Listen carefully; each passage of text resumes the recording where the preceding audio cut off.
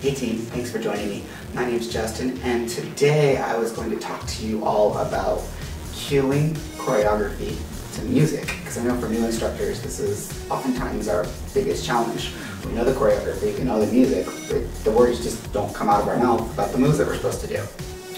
So, big thing, huge thing, if you walk away with one thing out of this video, let it be this: be patient with yourself.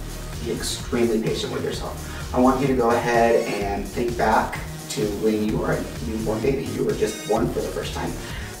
Could you just go ahead and start running, sprinting as fast as you could? Think about it, if you have a newborn, can they sprint as fast as they can? Oh, no, it took like a good 6 months just to learn how to sit upright. And then from there, it took a good year just to know how to walk and work very good at it. Then from there, it took about another year to finally be able to walk. And even now, to this date, for as long as you've been walking and running, don't you still trip sometimes? Yeah. So be patient with yourself, be humble with yourself. It's going to be a long journey, all right? But continually practicing it will make you better and better every time you practice. We are all familiar with the 32 count phrase and the measures, the 8 individual counts that make up the 32 count phrase. We're going to start using that to learn to cue. Now this is the actual exercise that will teach you how to cue. So, if you want to, watch it the first time, but then stay along with me. This is it. This is how people learn to start cueing. Ready? Here we go. 1, 2, 3, 4, 5, 6, 7, 8. 1, 2, 3, 4, 5, 6, 7, 8. 1, 2, 3, 4. Now I start to cue. 1, 2, 3, 4. Now I start to cue.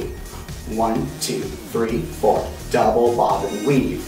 1, 2, 3, 4. Double bob and weave. Double bob and weave. Double bob and weave. Did you hear it? I was cueing on beat. Did you hear it? We kind of made up our own beat, but we actually cued on beat. First thing we started doing was we just started counting the measures. We just got used to counting it. Then what did we change? Beats 5, 6, 7, 8. 5, that's the key one. You want to cue early enough to let it come out, go through the microphone, go through the speakers, come out, go into people's ears, let their ears go to their brains, let it process, and let it go out to their hands so they can go ahead and do it. So you want to give them enough time. So cueing on 5 is essential. Cue on 5. Then give them 6, 7, and 8, whatever else you need to follow up with during that time. You got plenty of time to get out of cue, plenty of time for them to start the next movement. And then you replace, now I start to cue with whatever the move is. Then what you start doing is just stop saying 1, 2, 3, 4. Once you're comfortable, just stop saying 1, 2, 3, 4, and just say the move. And that's how you do it. So right now, you can do this again with me so that you can hear it, or go put on your music, start counting it, and start saying that exact same thing to yourself. Now, remember, baby steps. We gotta crawl first, then we gotta walk, then we can run. So, let's talk about practicing this and getting really, really good. Start with one move. So for you turbo kick instructors, just let it be the double bob. And all I want you to do is give yourself plenty of time to get good at cueing the double bob. So what I mean is go phrase to phrase with it. So 1, 2, 3, 4, 5, 6, 7, 8. Measure A, measure B. 2, 2, 3, 4, 5, 6, 7, 8. Measure C. 3, 2, 3, 4, 5, 6, 7, 8. Measure D. 4, 2, 3, 4. Double bob. Let's go. What did we do? We cued our move on measure D, and then we have the whole phrase to do the move. Next, we're going to go ahead and hold that move for the whole phrase, just like we know how to do. Then we're going to go that measure D, 1, 2, 3, 4, step, knee, ready, go.